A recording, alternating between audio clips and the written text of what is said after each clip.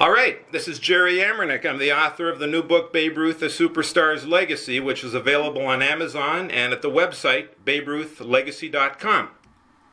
We're back today with another in the series of Babe Ruth Legacy interviews, where we speak to people who are involved in preserving the legacy of Mr. Ruth.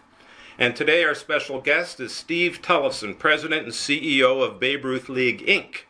And there's an entire chapter in the book about Babe Ruth League. Welcome, Steve. Thank you, Jerry. It's great to be here. So, I gather, obviously, we met, I guess, years ago back at, was it Hamilton, or when you were in Hamilton, New Jersey, your earlier headquarters? The old headquarters back then. That's right, and we talked then, and of course, as you know, the idea for the book has been circulating for years, and I'm obviously happy it's finally out, and I assume you are as well. Yes, the book is fantastic. It explores the legacy of Babe Ruth, who captured America, and the book is a great testament to his legacy. Also, Jerry, this is the first book that ever captured how Babe Ruth League started and where it is today. So readers will gain knowledge from the beginning of the program to where it stands today. Just an excellent job. Well, thanks. So let's get right into that. How big is Babe Ruth League today?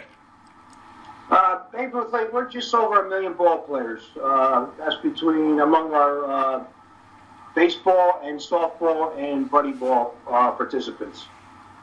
And I believe you also have about 2 million volunteers. Is that correct? Yes, that's the volunteers are the backbone of our organization. If we didn't have the volunteers, we wouldn't exist today. And they do an outstanding job for the players in their communities. I make reference in the book that with 1 million participants plus and 2 million volunteers, that's 3 million people. That would constitute a sizable city. Yes, it's quite a large group. And if you look at from when Babe Ruth League started back in 1951 to today, we had a positive impact on a lot of kids and also a lot of adults. Right. So how many teams and how many leagues do you have? We have close to 60,000 teams. And 60,000. Okay. Yeah. 60,000 teams, and we did something a little different. So for the leagues, we combined some leagues together. So for a total amount of leagues, it's probably right around 5,000 total leagues. 5,000 leagues. Okay. So the majors only have 2 leagues, so you got a little more than them. So. Yes. So let's go back to the beginning, Steve. The Yardville Inn in Hamilton, New Jersey, which the original building, as I understand, goes back to the year 1799. And the hotel that was there later is where the first meeting of the Little Bigger League started. So can you tell us about that, how it got off the ground before it got the name Babe Ruth? Sure. So back in 1951, at the time when there was not organized baseball after the age of 12, there was an outstanding gentleman by the name of Maurice Bonacy, and he's recognized as the founding father of the program, and 9 other dedicated gentlemen from Hamilton Township, New Jersey, gathered and formed what they called the Little Bigger League. Then in 1954, the Little Bigger League approached Babe Ruth's widow, Claire, about changing the name of the growing program to the Babe Ruth League. And this was just a few years after Babe Ruth died. He died in 48, yeah. So about 6 years. Right. So the great thing was Claire said yes, and after the name change, the growth of the program really went into high gear. So why was she approached in the first place? Why Babe Ruth? Well, I always say, what name would you pick? Back in the 1950s, and even today, Babe Ruth was larger than life. And in our organization, we are extremely proud to perpetuate that name. Now, the Babe Ruth League starts, tell me if I'm correct here, I think as young as 4-year-olds, is that correct? That is correct. We have three divisions. We have the 4 to 12-year-old division, which is our Cal Ripken division. Right. We have the Babe Ruth 13-15 division and the Babe Ruth 16-18 division. All right, so that's 3 baseball divisions, and then we have the Babe Ruth softball division for players 4 through 18 years of age. And then also the Bambino Buddy Ball division for players with special needs. Right, and of course you have girls playing as well. Well, we have girls that play baseball, and we have the girls that play softball. So it's good. I've seen girls participate at the World Series level on the baseball side. So the whole idea is that it's all inclusive. Boys, girls, young, youths, I guess competitive when they get to 17 and 18. I'm sure some of them are very competitive players. So you have all levels, all skill levels? All skill levels. You have your local league play, then from the local league they select their better ball players who go on through the Babe Ruth tournament trail. And normally those players that are on the tournament teams are pretty ball players. Now, my research into the Babe Ruth League tells me that the way it got started is, I believe there was a gap for kids, at the time was only boys, 13 to 15-year-olds, they had no place to play. So the little bigger league addressed that, and that's how it got off the ground. Is that right? That is correct. Yeah. Normally, they played until 12, and then, like you said, Jerry, after the age of 12, there was no place to play. So that's when the little bigger league got started right here in Hamilton Township, New Jersey, and they started a 13 to 15-year-old program. Right. Now, talk a little bit about the Cal Ripken division. I know Cal Ripken, of course, is a graduate, a member of the alumni, and there's a few other names in the alumni we're going to talk about, too. How did Cal Ripken get involved in this? Well, the relationship with Cal Ripken actually started with his father, Cal Sr. He used to come to Princeton University and do clinics for our managers and coaches. And then in 1999, Cal was approached about renaming our 4 to 12-year-old division the Cal Ripken division. And then in 2000, we officially renamed the 4 to 12-year-old division the Cal Ripken division. And the Cal Ripken division is our largest division in Babe Ruth League Incorporated. So that has the most amount of players playing baseball in that age group in the Ripken division. It's interesting that it's Cal Ripken for a number of reasons. First of all, he broke Lou Gehrig's record for the Iron Man of baseball. And Gehrig, of course, Ruth's longtime teammate. And Ripken, I guess, obviously, is one of the most respected guys who's ever been in Major League Baseball. So that's part of it, too, I guess. Is that right? Yes, we are very fortunate. We have two great names associated with the program, Babe Ruth, and like you said, Jerry, Cal Ripken, who, really is a great example to the kids out there. But just, like you always said, he got up and went to work. He got up and went to work every day. Right.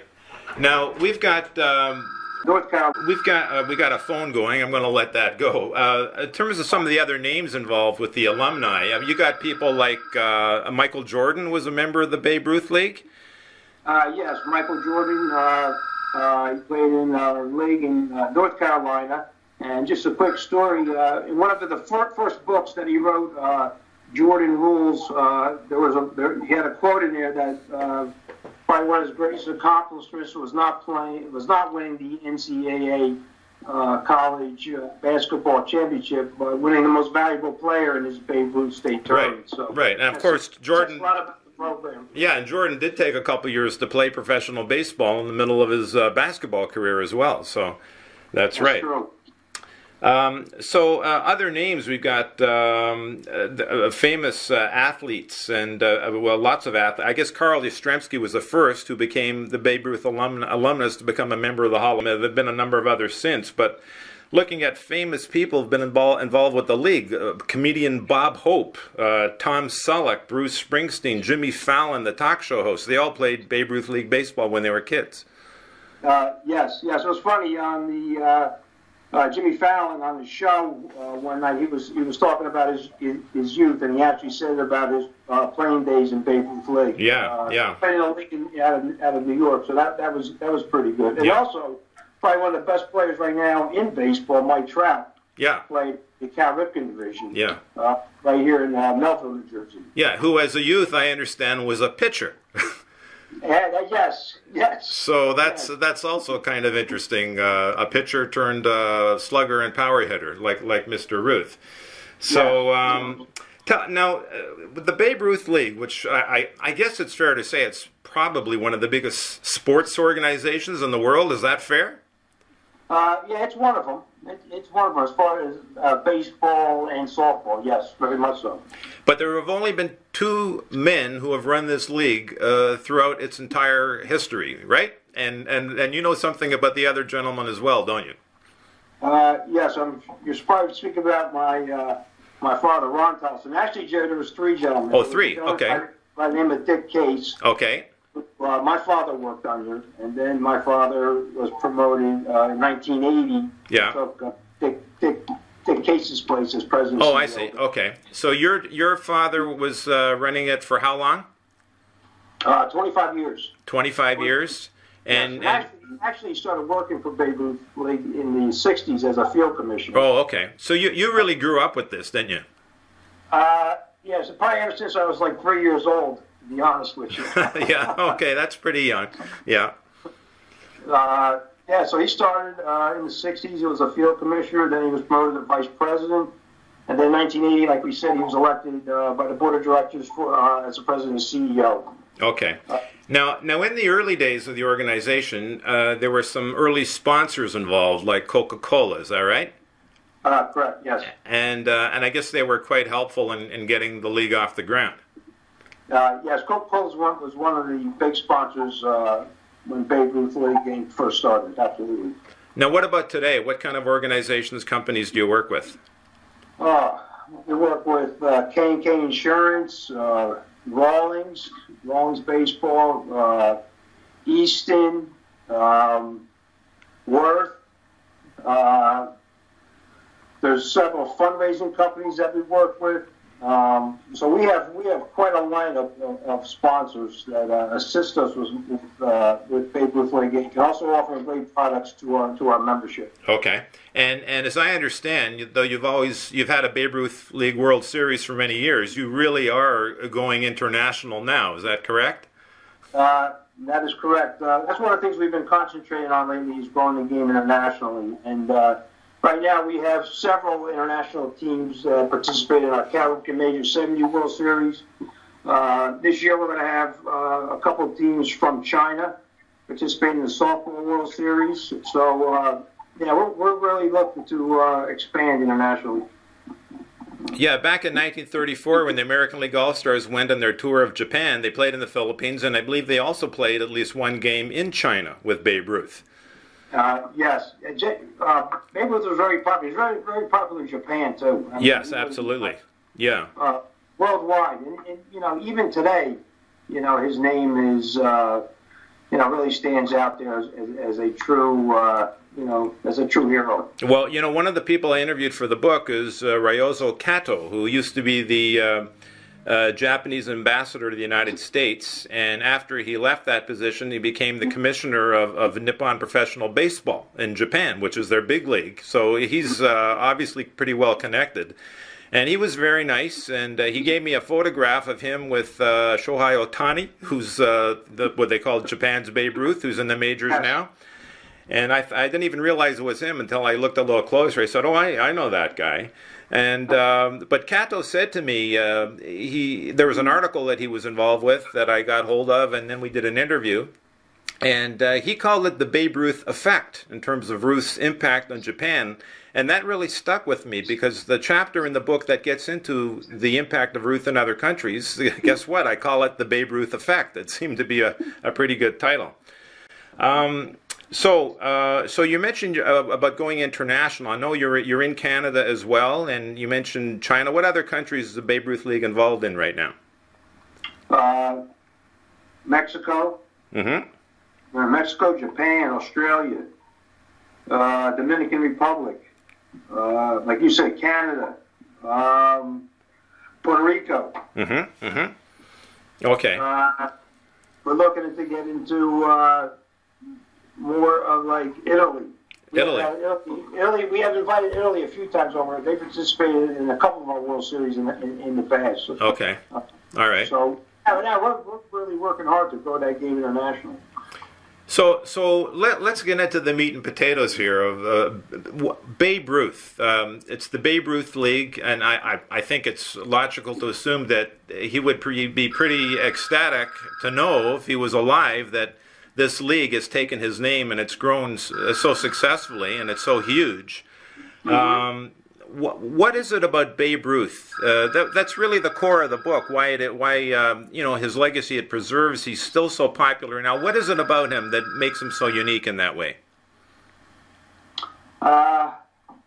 Well,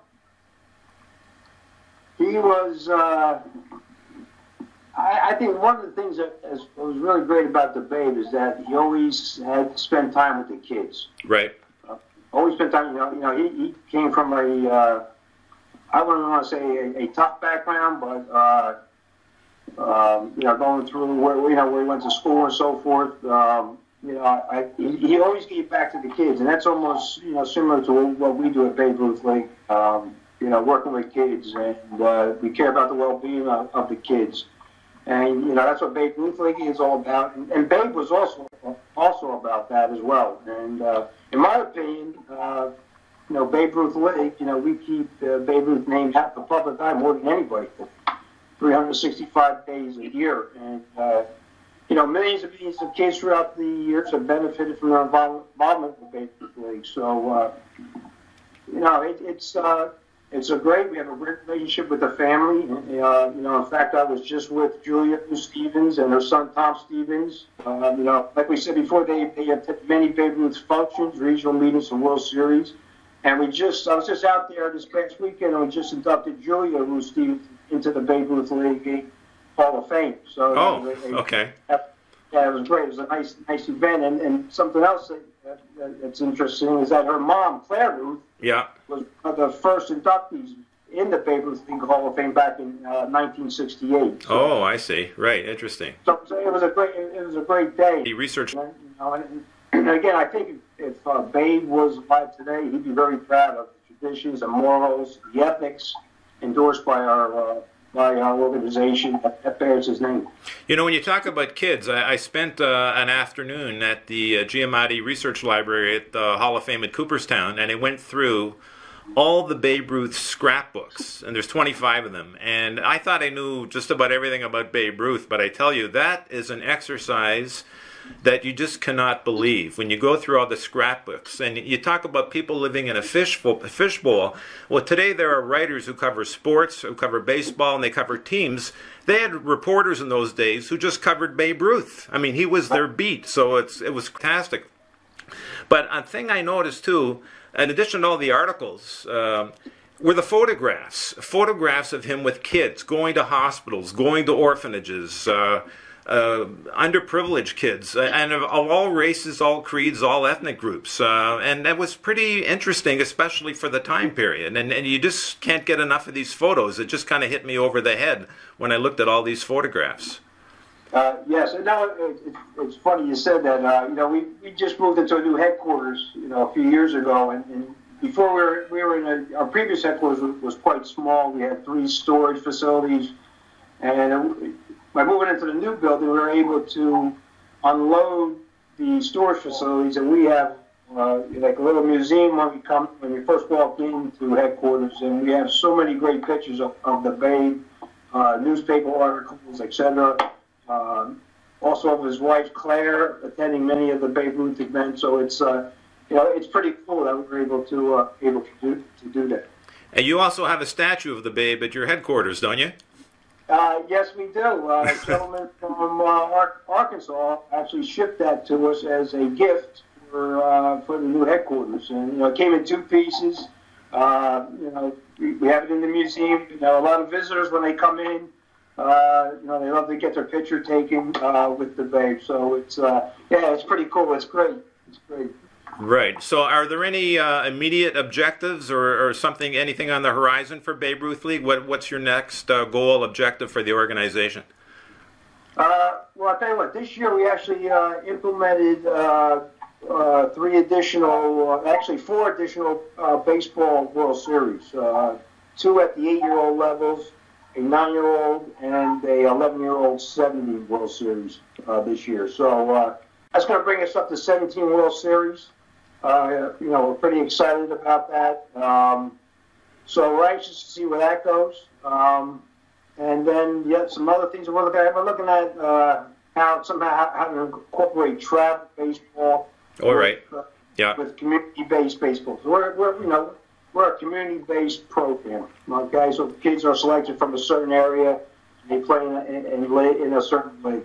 So the last thing I want to ask you, Steve. So you've got kids as young as 4 years old. So this means even young kids at that age, I imagine they learn something about who Babe Ruth was, even if they're 4 or 5 years old. Is that right? That is correct. Yes. Oh, absolutely. When they go to the ball field, Babe Ruth is all over the local league ballparks. Our league logos and so forth. So I don't think anyone who's involved in baseball today, if you say the name Babe Ruth, do not recognize that name. No, I think you're right. Absolutely. And the legacy is something that I think should be perpetuated. Steve, I want to thank you so much for joining us today, and we will definitely keep in touch. You take care. Okay. Thank you, Jerry. Okay.